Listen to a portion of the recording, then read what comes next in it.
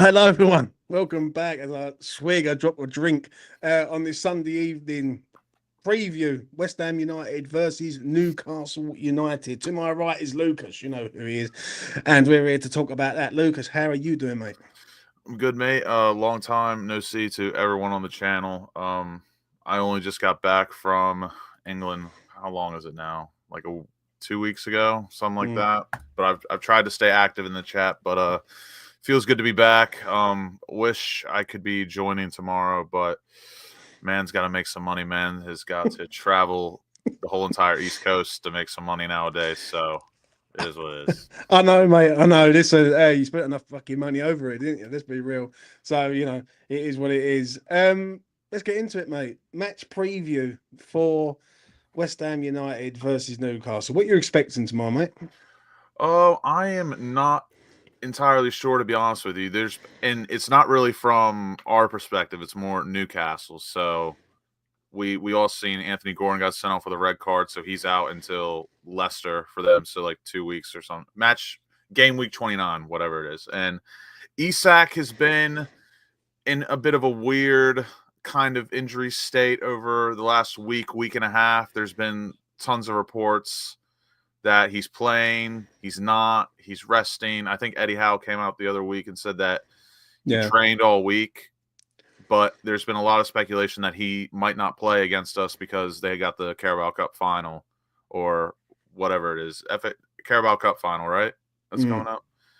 So apparently he might be resting before they play that, but I fully expect him to be playing and starting if he's fit, because I mean, really, Newcastle should be looking to pick up points. They should be fighting for Champions League. So it's more on their end than ours. I expect us to, what more can we do than give it a go? Newcastle are a good side when they're fully fit and firing.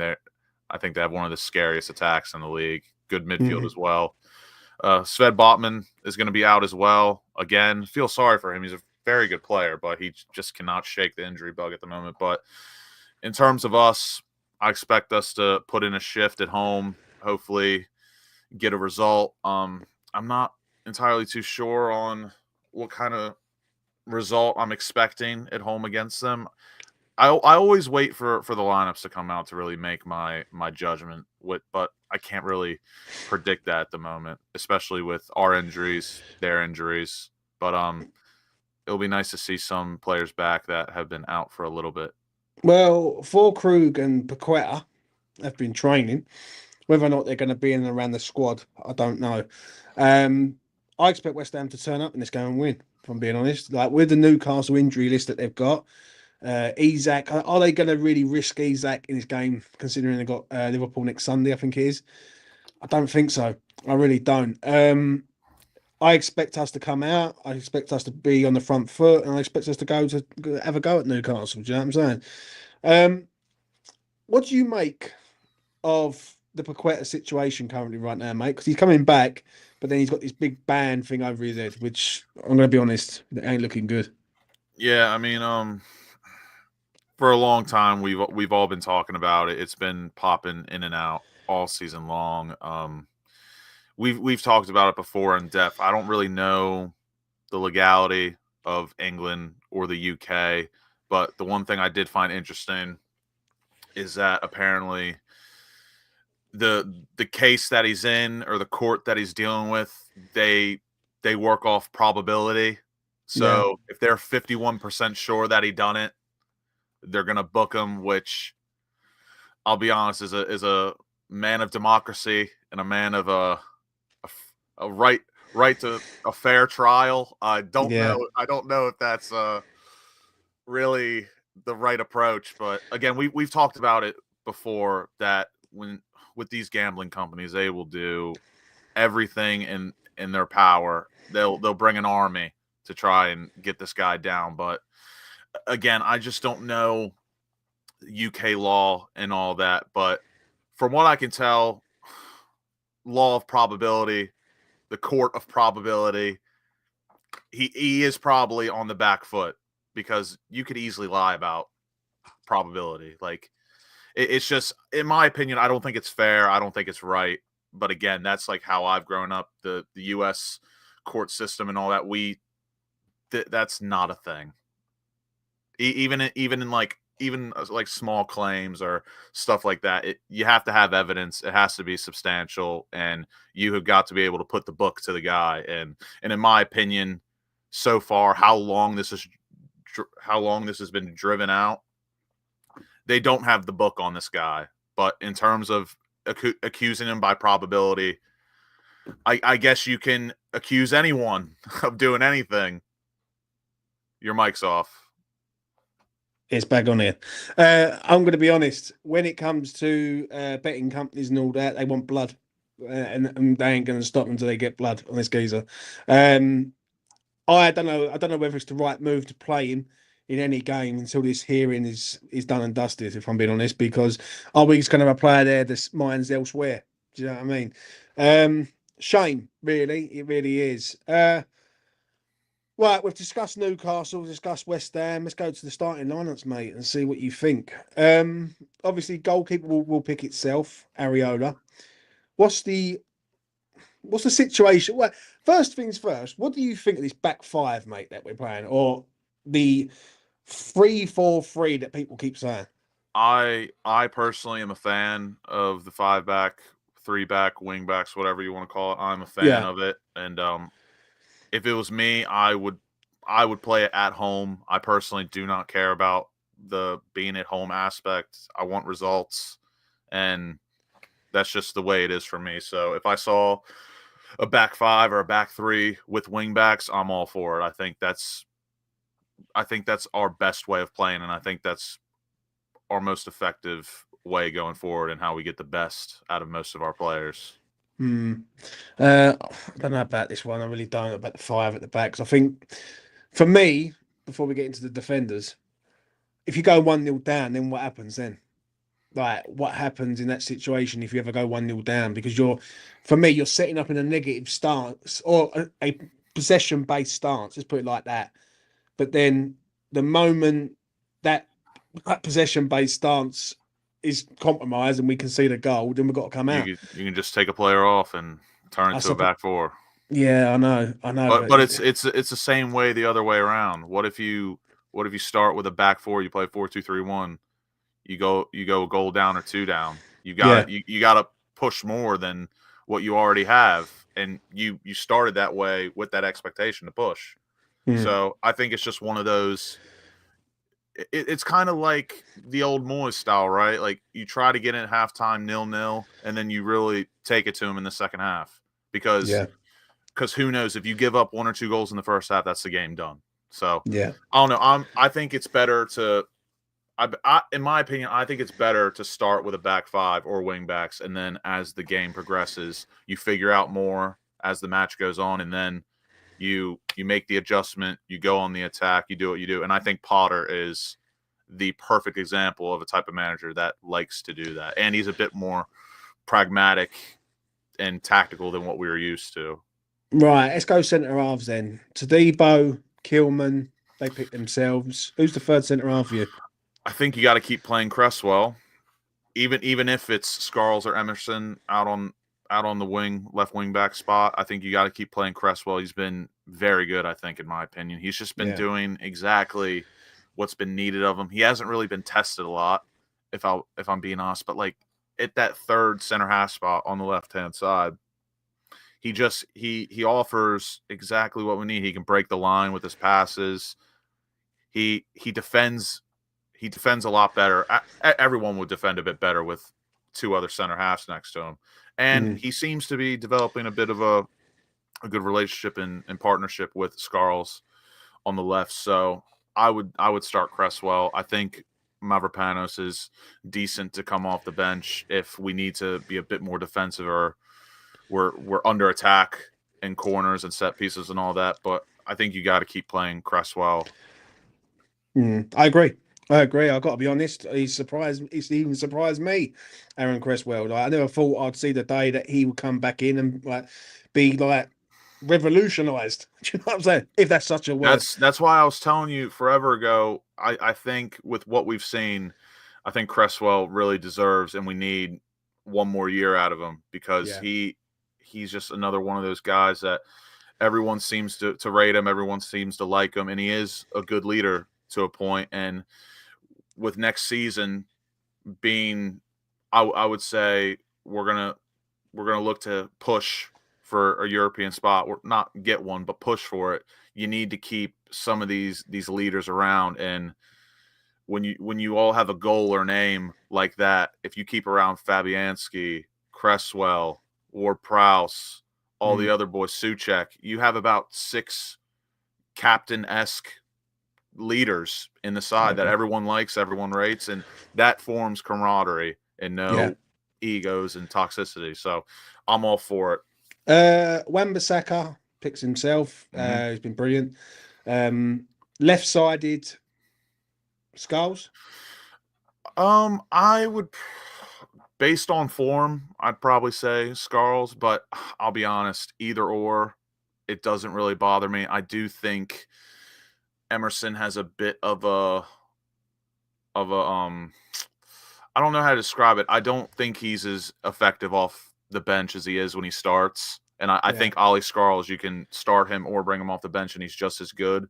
So, based off form, I'd probably say Skarls. And again, that partnership with Cresswell has been proven fruitful. So, I'd probably start Skarls. But yeah, really, it doesn't bother me if Emerson plays. Let's go midfield.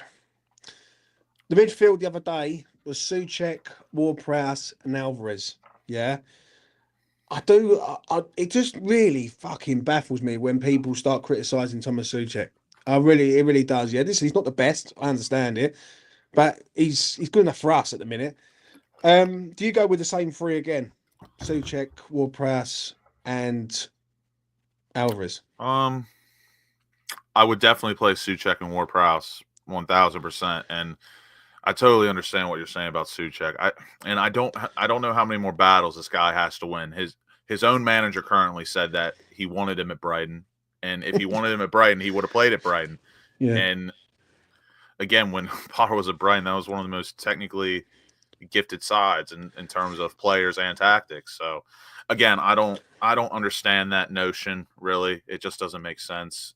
All the facts have been proven there. I mean, Graham Potter just wouldn't say that to say it. He's not that type of guy, in my opinion.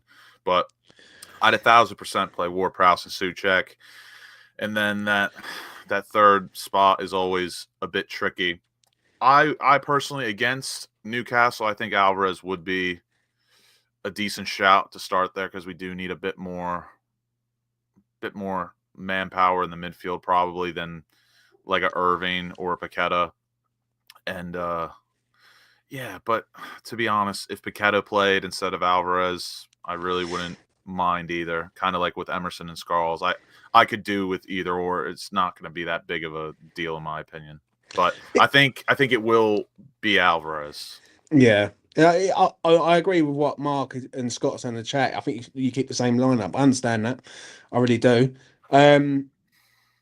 Up front then, it picks itself, Bowen and Kudus. What do you make of them two as a 2-man? It's just one of those, depending on who you're playing, I think it can work.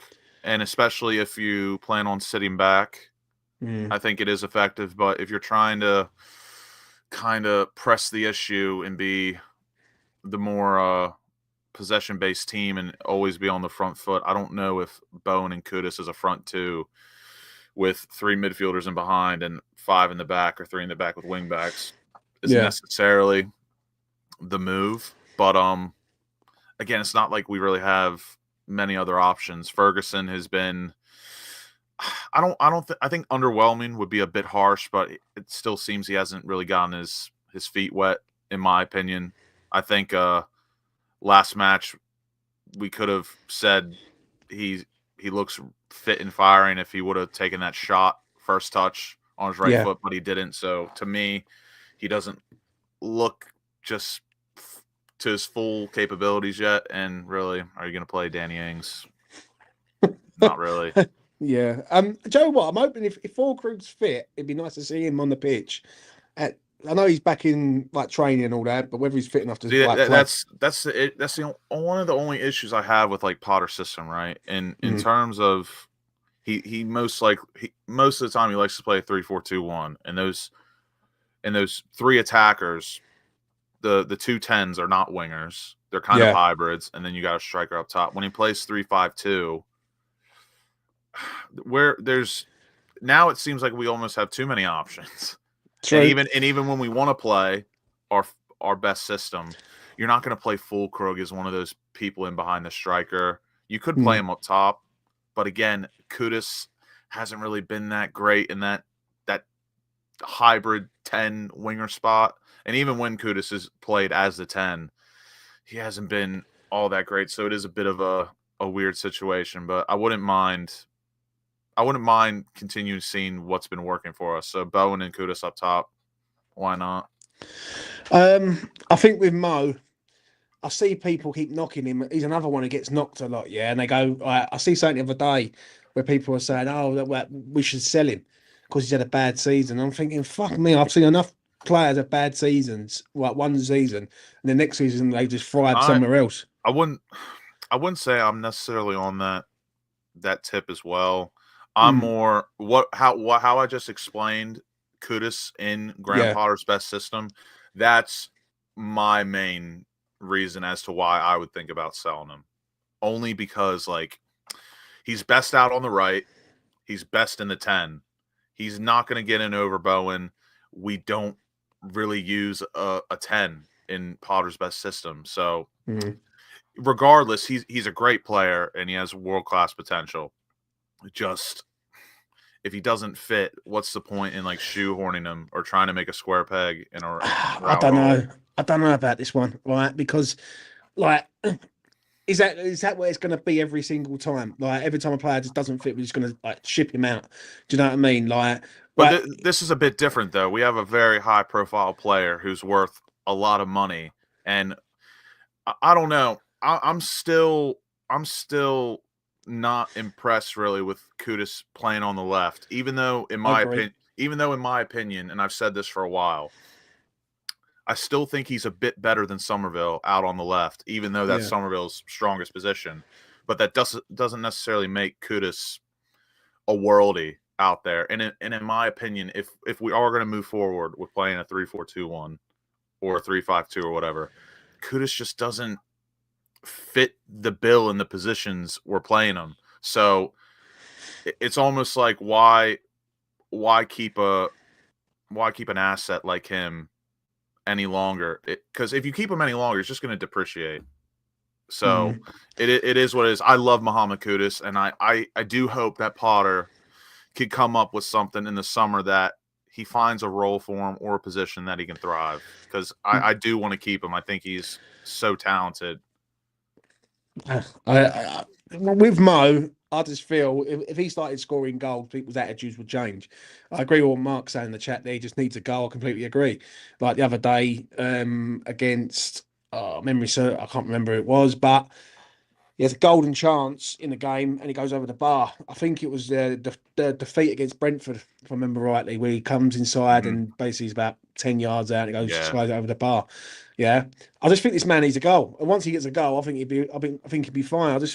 I don't like this that when a player's not playing well, and we can all see it for our own eyes. Yeah, that I don't agree with. Yeah, for me, it's purely tactical reasoning. Yeah, he's lacking confidence, right? And people just go, "I've just got to get him out." Do you know what I'm saying? So, yeah. Right, let's come to predictions, Lucas. What are you? I'll tell you what. I'll go first on this one. I'll leave you till last. I expect West Ham to win tomorrow night. I really do. I think two wins in a row. The confidence is high. Newcastle are not going to be full strength. I expect West Ham to win. What I expect and what I'm going to get are two different things. I actually think this is a nailed-on draw, if you want me to be honest. It just feels like a draw written all over it. Newcastle will come and just basically try not to lose the game. And this system with Potter at the minute, I like Potter. I like what he's trying to do. What happens when we go a goal down? That's the only problem I've got with it at the minute. I don't think it's got the power to get back into a winning position from a goal loss. Do you know what I'm saying? I think. So I was think going to say Yeah, I was go gonna ahead. say let you land, yeah. I'll go for a 1-1. I think we score first, they equalise, and the game filters that into a 1-1 draw, mate. That's me. From what you just said, I think we do now with Fulkrug back. Paqueta Mm, could be on the bench, so I think now with a fully fit squad, I think we can. If I'm being honest, that's why I don't really mind the approach at all. But I don't know. Like I said, there's just been so much news and rumors and murmurs yeah, around Isak and some of the players for Newcastle, if they're fit or not. All we do know is that Gordon is out, which is big because he's such a gunman. I think he's so good. But then you got Murphy, who will probably fill in on the right or left, whatever it may be. I think he's decent. He's not the sexiest player of all yeah. time, but he's so effective for Newcastle. He's literally that one player that everyone around the league, you just look at Murphy like, yeah, he's all right, but only Newcastle really know how effective he is for them because he really doesn't do anything special, but he just for them he just does what they need to do, and he always pops up with a goal. But oh, it's a tricky one. I think we should go into this match definitely wanting to win. I mean, we all want to win, but I think we can go into this match thinking, oh, we can do these. We can get one over on them. But Mm. I don't know. I'm really feeling like a 1-1 or a Desmond. I just don't know which one I'll go with because their defense really isn't that great either, and their midfield is good as well. So I think I've predicted this all year. I'm just going to keep going with 2-2. 2-2, yeah. I swear that's been my prediction like 70% of the time this year. But I feel like there will be goals. We're going to be at home. I think we will be pushing forward. I actually have a feeling it's going to be a very open match. I think it'll be open, but it's just, yeah, like I just think it's going to be tricky. Like, and I just think it's going to be nailed on Yeah. as a draw I for me. do think we can win, but I would take a draw personally. If you asked me for a draw tomorrow, I'd take it. Yeah, I agree, mate. I really do. Um, Before we round this up, let's get a few thoughts from you, mate. Obviously, you are back in the USA. You was over here for a long time. You've seen it all basically with Potter. You see Potter arrive, like you've been every game. I saw Tell him us, born. I saw him thrive. I've seen some downs. Yeah. yeah. Um, well, talk us through it, mate. Obviously, you went to see him at Villa away in the cup, and then basically we went on a little road trip all over the gaff, and then you end up at Arsenal and winning there, and finally to Leicester game. Talk us through it. Yeah, mate, it was a good trip. I definitely don't take these trips for granted, especially the older I get, and obviously the older we get, there's more priorities and more Yeah, responsibility we get dealt with, whether we want it or not. And but this is the one thing that I work towards every year. I enjoy, and I was just really happy to be over for as long as I did. I was very happy. I was able to go to every single match, home and away. Shout out to the people for helping me out. They know who they are, and yeah, it was great. I was more elated that Lopetegui got sacked, and then when Potter came in, he kind of saved my trip a bit because I knew what I was going to get with him at least, and yeah, yeah, he brought me some good times. All I wanted was Arsenal away. All I wanted was a draw, and I got more. So that was the highlight of my trip. I was able to go with Mitch and Jay, had a fun time. But yeah, the away days were good. The home matches, again, it is what it is. But overall, trip was really good. Like I said, I don't take these trips for granted because at any moment of time, any given year, it could stop. So mm. I enjoy it while I can, and hopefully I can keep going for years to come. But life deals you certain cards sometimes that you have to deal with, and happy days as well. You or West Ham coming back to the USA again in the summer. I will be in New York, and I would love to go to Atlanta. I would love to do that, but again, we will see. But happy days for the Hammers coming I've back got I've to the got to be USA. honest. Your reaction to the Arsenal win was epic with Mitch and Jay and everything. And listen, you've been doing this for the last few years, and I had this argument with many people, yeah. And when people say that, oh, like Lucas ain't a proper fan or anything like that, I will defend you with my life. Do you know what I'm saying? Because I know for a fact you're definitely 100% a proper fan. Like we had a good few beers before you left, and you know what I mean. It was good to see you, mate. It really was. It's different when you're talking through a screen. Yeah. But when you're having a beer with a man, Yeah, it's always it was good. It was good to see everyone, and you know, at the end of the day, you can't change people's perceptions and opinions.